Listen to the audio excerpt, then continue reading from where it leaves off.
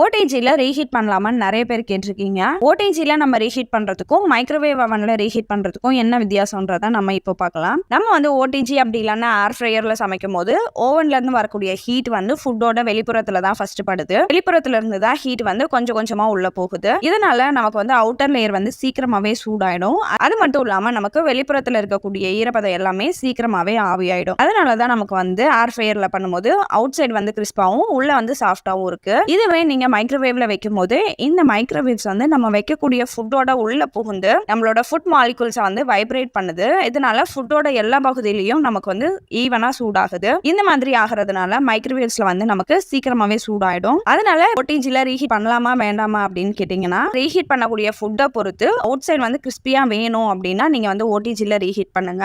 இதுவே உங்களுக்கு வந்து சாப்பாடு, பிரியாணி, குழம்பு, இட்லி இந்த மாதிரி உணவுகளை வந்து நம்ம மைக்ரோவேவ்ல வச்சு ரீஹீட் பண்ணோம் அப்படின்னா நமக்கு வந்து ஈஸியா இருக்கும்.